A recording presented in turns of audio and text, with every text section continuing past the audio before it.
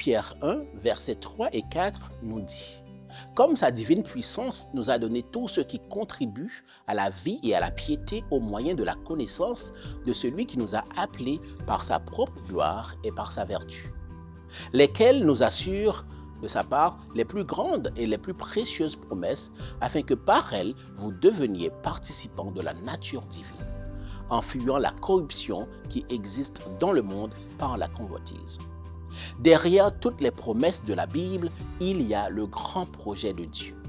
L'histoire et la Bible regorgent d'exemples d'hommes et de femmes qui cherchent à comprendre pourquoi Dieu tarde à agir en leur faveur. Parmi ces personnages, citons le cas de Noé qui a dû attendre 120 ans pour voir le plan de Dieu se réaliser.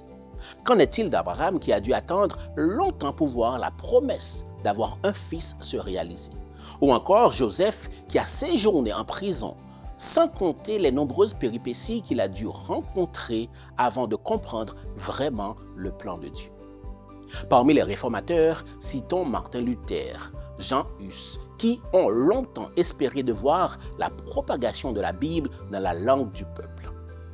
Quand les années se défilent, que les promesses de Dieu ne se réalisent pas, cela nous laisse dans un état de désespoir profond et de perplexité et de tout vouloir remettre en question.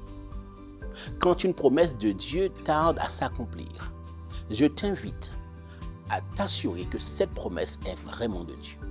Beaucoup parfois prennent leur désir pour la volonté de Dieu ou encore s'attribuent les promesses faites aux autres à leurs propres conditions et s'attendent à une réalisation similaire. Une fois certain que la promesse vient de Dieu, attends et les choses s'accompliront en temps et en heure. Dieu voit tout et il sait tout. Aujourd'hui, je t'invite à prier et à demander à Dieu de comprendre qu'un délai de sa part ne signifie pas un refus. Qu'il te donne la patience de comprendre que son timing et son plan sont les meilleurs.